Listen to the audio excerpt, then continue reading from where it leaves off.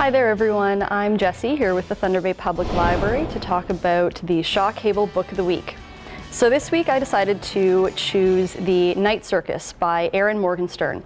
This book came out in 2011 and think of it in terms of being mixed parts fantasy, mystery, intrigue and romance, and it really draws the reader into this story of a Victorian era traveling circus, and it's based out of London in the late 18th century. Think of it in terms of being kind of like a Romeo and Juliet sort of story with magic thrown into the mix.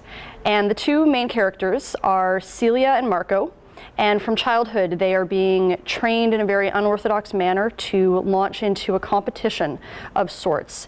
Their mentors, and I would use the word mentors loosely, are bent on basically destroying them and treating them like puppets that are very disposable.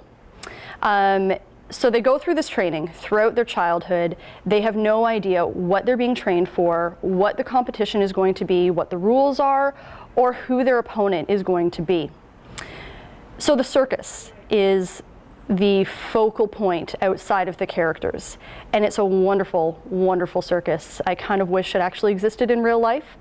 It arrives and leaves each location as it travels around the world with no notice, but there are a group of followers that start to notice the patterns in where it tends to be going and where it might show up next, and they travel with the circus and follow it across the globe. Celia and Marco, as I already mentioned, are the main characters. They're really the glue, holding everything together, literally and figuratively. All at the same time being locked into this competition to outdo each other with new tents for the circus. So things like a cloud maze and an ice garden and all sorts of fantastical areas and creations that couldn't possibly exist in reality, but you really wish they did. The performers of the circus, a lot of them don't really know what's actually going on or what they're getting involved in, but they become completely entrenched in its existence and become suspended from the outside world within the circus. Now, normally I'm very averse to everything circus related, so if you are, don't worry. There are no creepy clowns. There isn't going to be anything traditionally circus related to do with this book.